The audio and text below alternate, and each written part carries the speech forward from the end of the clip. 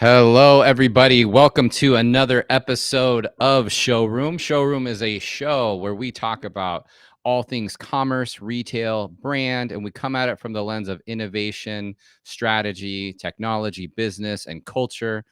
Today, we actually have a really special episode where we're going to be diving deep into music on the music side. And we have a special guest that I look forward to introducing to you here shortly. But before we introduce our guests and get into the topic of showroom music, just want to share that Niftmint is headed to New York City. We actually fly out tomorrow, and we will be in New York City for the NRF conference. The NRF conference is one of the premier conferences in the world around commerce. There's going to be 40,000 people in attendance.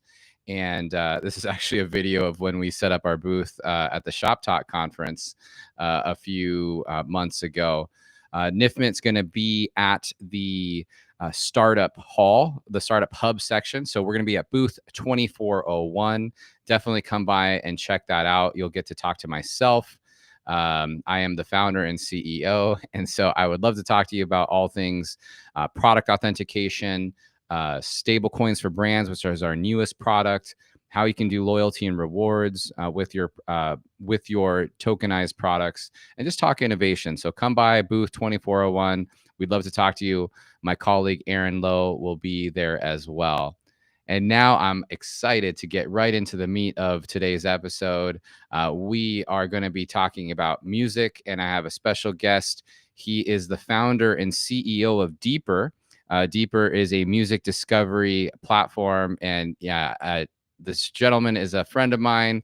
I really connected with him because I'm a big fan of music, and I thought I really understood music and realized I don't understand it at the level that this guy does, because he really goes down and breaks it down step by step, moment by moment. And with that, Austin, how you doing, my friend? Please introduce yourself to everybody. Jonathan, pleasure to be here with you, man. Austin Webster, founder and CEO of Deeper, based in the Atlanta area. Glad to be here and talk music with you, man. Yeah, Austin, for those that aren't familiar with what Deeper is, give us a quick rundown. How does Deeper work? And, how did you come up with the concept? Yeah, well, Deeper, we leverage song credits, something that's so minuscule and so often overlooked. The people behind the scenes, the creators behind the music, we make it interactive for digital media platforms and creators and consumers. We allow you to take information you discover behind your favorite song, whether it's a songwriter, a producer, or engineer, or samples, and we allow you to mix and match those combinations to find new discoveries in seconds that you can enjoy in Apple Music, Spotify, YouTube, find out information in seconds. So that's what we're building here in Atlanta. It sounds like there's lots of opportunity there just for really not just understanding, but I'm sure that how the royalties, or the money gets split up across the artists, and from the person that played the piano to the drums to you can you break down how that works? Yeah, well, we don't play in that space of royalties and Sure, splits sure, and all sure. that. What we do is we're more about the discovery side. It's about finding the information. Now, there are other tools out there that can help you find out, percentage splits and things of that nature, but we're solely focused on giving credit to the creators, demonstrating and showing consumers and creating experiences that leverage those unique combinations of collaborators and personnel. When you find a song you love and you can find out, oh, this person played guitar and this person played drums, and I like what they've worked on. What other stuff that they've worked on? We can bring those connections and combinations to you in seconds with our Deeper 2.0 mobile app. And now you can make those discoveries and you find more songs that have that same sound you're looking for. I love that. It's this. He is mentioned on this song I'm about to talk about, but there's a song. I can't remember the exact song, unfortunately, off the top of my head, the title. But there's a song on the Kanye West album, Jesus is King, that has Kenny G playing his clarinet at the very end. And I didn't realize. I mean, I've heard that song, 1,000 times, and I just happened to be looking at the lyrics, and at the very end it credits all the people involved. So it was like him, so it was Kanye West and Clips, because it wasn't just one of the members, it was both of them, and Kenny G. And I was like, oh wait, Kenny G. I just never put that together. But what I understand from Deeper, or from what you've talked to me about Deeper, is there's a lot of people that are mentioned. So like Kenny G's, world famous clarinet player, but there's might be a clarinet player that's not world famous and is not going to be mentioned at the end of the song. And that's what you help people find essentially and understand, is who actually did each piece of this music, right? Yeah. If you're somebody who's unknown, an independent artist or creator or musician, you like the way it sounds and you want to find more of their work, we allow you to make those connections in seconds. Or even Kenny G himself. If you didn't, that he played clarinet or saxophone on other songs, we can help you find that in seconds as well, because Kenny G is a vibe. And Yeah. Kenny G. And to be able to find his sound on other songs and push play and enjoy it while you're at the gym or at the coffee shop, we'd help you do that in seconds. Speaking of Kenny G, so I'm in Seattle, and I saw it on Instagram. But I'm in Seattle in the Belltown neighborhood, which is South Lake Union, or near South Lake Union, and that's where Amazon is. Okay. And there's a video of Kenny G on New Year's Eve playing the clarinet in the middle of the street. People are walking the streets. I'll find that for when we do the post on this, so I can add that to this. Austin, I'd love to understand, when you think about Deeper and what you're building, like how do you work with labels, or how do you think about, the different, call it B2B type customers that you're looking to work with, and how does that partake? Yeah. Well, our value proposition is all around how do we maximize the investment you're already making in music in the digital media ecosystem. Whether you're streaming audio service, whether you're streaming video or video games, they all leverage music in the different experiences that are creating engagement on their platforms. And what we offer with Deeper are unique solutions and interactive experiences that helps add more value to the music that they're already investing in, and helping their users create unique experiences, engage on their platforms longer, all with the power of the people behind the music. And so that's really how we build and how we leverage and sell our value to these companies. And really excited about what we're building. Yeah, that's awesome. That's awesome. Well, look, one of the main reasons I reached out to you to join me on the podcast on the show today was you posted something on LinkedIn about a week ago that I was just fascinated by, and so it was your take on Luther Vandross. There was a recent CNN films on Luther Vandross, and you just gave us a really interesting take that I just honestly would have never known. I never would have understood.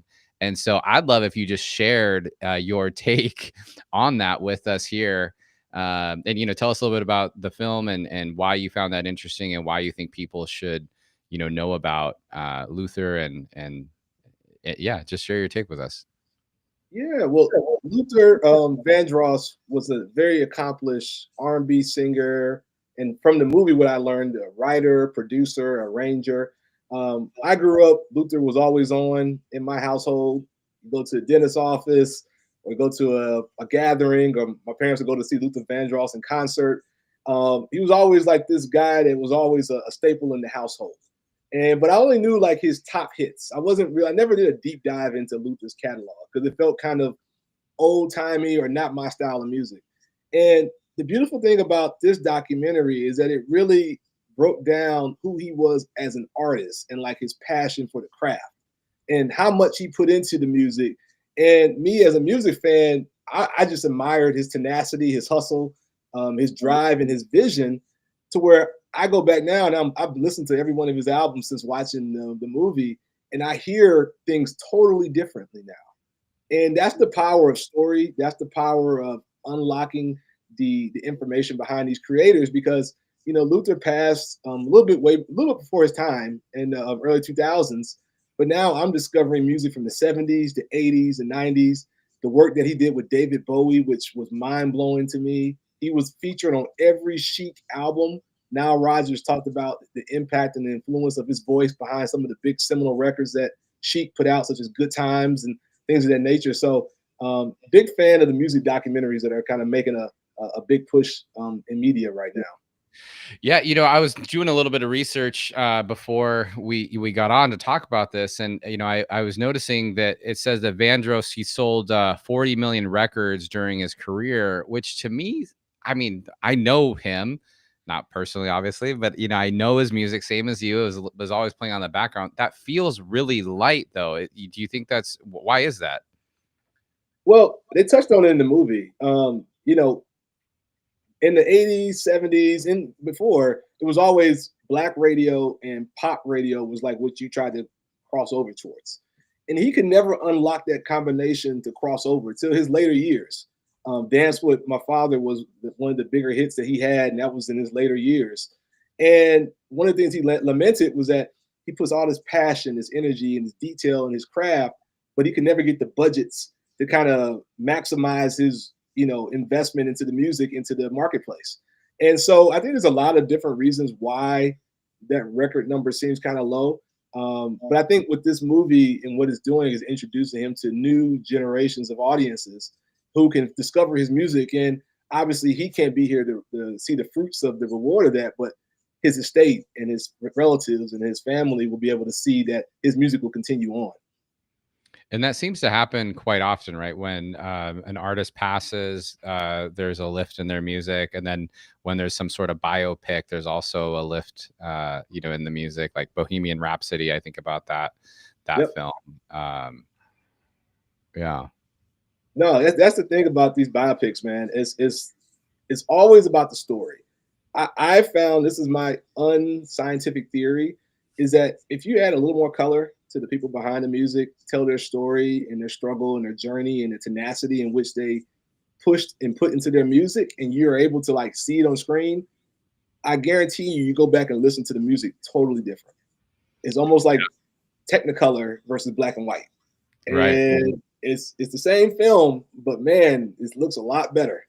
And I've seen that time and time again, whether listening to podcasts with creators talking about the music and what was in the process of them making a song that I've known for years. And then when I go back and listen to the detail that they talked about, I'm like, wow, I never noticed that. That's amazing. So it's a great time for media and music and the stories to be told. Yeah, I love that take, and I definitely agree with you. It's interesting because we're both entrepreneurs, and we know a lot of entrepreneurs, and I think some of the greatest entrepreneurs in the world are musicians. Like you think about it, at the end of the day, they're it's yes, they're doing art, but they're also in the line of business and how they promote themselves and get themselves seen. On the biopic front, I don't know if you ever saw on Hulu. The Wu-Tang series, American Saga. I love that series, and I tell anybody who is a founder or startup or entrepreneur or just in business in general, I really think it's a very interesting series just to see how they came up with what they came up with, and you can go that with almost any artist out there. They have a very similar story and having to be entrepreneurial forward. Oh yeah, it's hustle and grit, and that's the same thing. That's the main ingredients of being an entrepreneur. So yeah, most definitely. Well, sticking on that biopic, narrative, there is a very famous guy by the name of Bob Dylan, and Timothy Chalamet is playing him in this movie, The Complete Unknown. And I thought it'd also be interesting to talk about with you, simply because, wait, what's his nickname again? What was Bob Dylan's? Now I can't think of it. Is Oh my gosh, I can't believe I can't think of his nickname. But anyways, when you think about Bob Dylan, his music transcends time. You have, people even now who are fans of Bob. But he had a very, very unique voice. They did, and going back to that, to what you think, I'd love to hear again. What are your thoughts on this film and just how you think about biopics in general?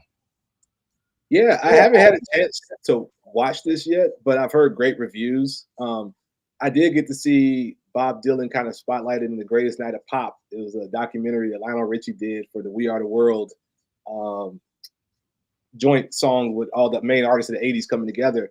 And it showed Bob Dylan and Stevie Wonder, and Bob Dylan couldn't get a note right. and Stevie Wonder came and helped him, and that kind of got me intrigued with Bob Dylan as an artist. But I've heard rave reviews. I think the great thing about these biopics, like I said before, is that you're introducing this artist, this legend, this visionary to new audiences.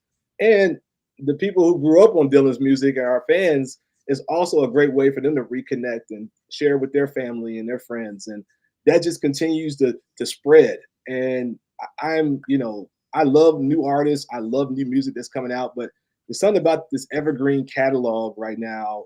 Some of these artists that have gone and recently passed away, they really did some great work. And to be able to have the resources and the tools right now to be able to just pull up Bob Dylan's whole catalog and be able to just push play and stream it after watching the movie, that's something that 10, 15 years ago we couldn't do, and now we can do it and really appreciate his artistry. Most definitely. Most definitely. Yeah, it's I guess it's done about, or in its first weekend it did close to about 24 million, which is the sixth largest debut on when it comes to biopics. But we talked about Bohemian Rhapsody. There was the recent Whitney biopic as well. Yeah, they're just a lot of them coming out, and I agree. I think it's interesting, things that you get to find out about them that you never knew, and then brings that music back to life. It does. It does. Well, last topic I want to discuss with you, I thought was kind of interesting, is this EA Sports Madden Bowl. So, the Super Bowl is here in a few weeks. And, for those that don't know, Madden is a video game. It's a very popular video game for NFL football. And so a couple days before the Super Bowl, they are going to have a Madden Bowl. So essentially a, final Super Bowl playing video games. And before that even goes off, you're going to have Jelly Roll, Chris Stapleton, and Shabuzi performing as if it was a real, game there in person. And it is actually, because, the way that video games have really taken off, you have actually professional video game players, and they actually have professional teams with professional players as well. So, what are your thoughts on things like this and how music, I guess, gets into culture and vice versa? I love it. I absolutely love this lineup. I love country music and the genre and what it's doing right now. Music is so awesome right now that they're blurring lines, which I think it should. They're not apologetic about influences, kind of pulling from different genres and mixing it up, but having that country backbone. Jelly Roll's hip hop. Jelly Roll was a rapper, and now he's turned into this amazing country artist with amazing story and amazing voice. And Chris Stapleton is like just an awesome, soulful man. And Shabuzi, man, I mean, just brilliance in terms of how he's merging hip hop, R&B, and country, and creating this unique lane. And to be able to see this in a video game environment where you see this and you don't even flinch. This doesn't seem like something from the 90s, like Brooks and Dunn and Garth Brooks are headlining the Madden Bowl. You'd be like, what? Like, but now country is like cool. Country, hip hop, Latin music. I mean, it's amazing. So it's definitely going to be a vibe, man. I think this is going to be dope. I love all these artists, and I think it's appropriate for them to be headlining this really unique interactive experience that EA Sports is putting on. Yeah. Yeah, I definitely agree. And, we'll have to do some more conversations, just around the whole video game industry and how that's impacting commerce. I played video games as a kid, of course, and I think like a year ago, my son, he's a little bit older now, and so he started wanting to play Fortnite. He's like, Dad, can I play Fortnite? I was like, yeah, I got to play it too to see if it's okay. And so I started playing with him. I'm like, oh my gosh, I actually really enjoy it. So I play it maybe once a week with him. And what's interesting to me about Fortnite is all the brand collaborations that get done and the IP collaborations. So you'll have Marvel and Star Wars, which are, both Disney, but then you also have things like DC, and you'll have, Pirates of the Caribbean. Oh, gosh, it's just the craziest collabs you can. John Wick. I mean, like anybody that you can think of. I mean, I wouldn't be surprised if, Shabuzi and Jelly Roll get in there sometime, because a couple months ago they had Snoop Dogg and Ice Spice and Eminem in there. So it's just really interesting thinking about how brands and uh, music and celebrities are basically finding their ways into video games, and it's not just a thing that is frowned upon for people playing. It's like, no, like this is actually media, and we need to put some of our marketing dollars and some of our attention here because that's where our consumers are.